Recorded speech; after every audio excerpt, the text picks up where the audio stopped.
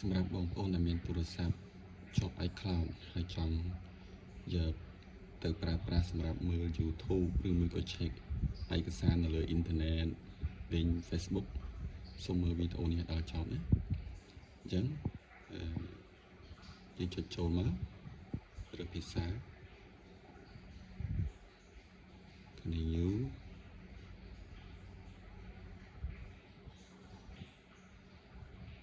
អូខេបងប្អូនឃើញស្រាប់ហើយទូរស័ព្ទនេះជាប់ iCloud ណាមិនអាចតទៅមុខទៀតបានទេអញ្ចឹងយើងចូលទៅកាន់ shortcut ណាបើចូលទៅកាន់ shortcut យើងវាយ icloud.com/shortcut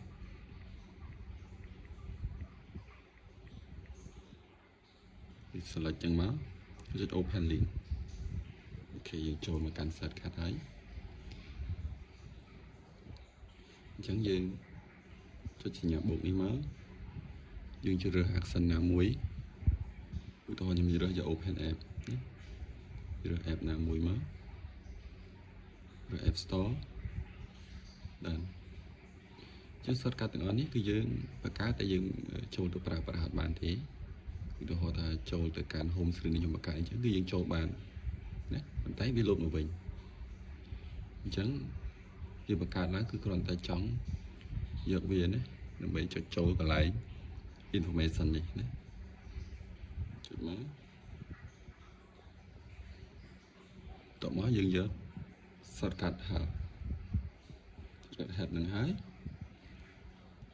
ដល់ត្រង់នេះយើងចុចសញ្ញាកែវយិតនេះចុចស្វែងរកយើងវាយពាក្យថា Android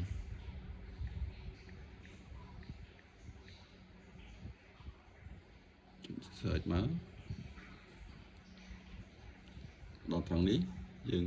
ចុចត្រង់ move from Android អូខេបន្ទាប់មកយើងចុចត្រង់កន្លែង get move to iOS from Google Play អូខេដល់ត្រង់ចំណុចនេះយើងចុចកន្លែងសញ្ញារូបមនុស្សនេះណាតបមកយើងចូលមកខាងក្រោមយើងយក personalize in play អូខេដល់ត្រង់ចំណុចនេះយើងចុចកន្លែងសញ្ញាអុចណាចុចនេះមកតមកយើងចុច Google search អូខេមកដល់ Google search យើងអាច search បានគ្រប់យ៉ាងហើយណាចង់ search អី search ទៅយើងចង់ចូល Facebook គេ វាយ username វាយ password យើងចូលទៅឬមួយក៏យើងចង់ទៅកាន់ YouTube យើងវាយ YouTube មកអូខេ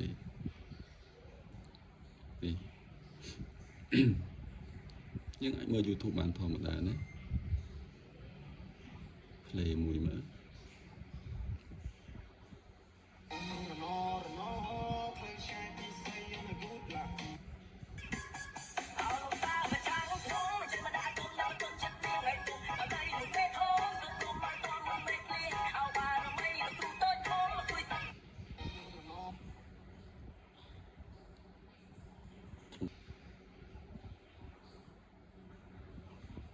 ចឹងបងប្អូនអាចសាកល្បង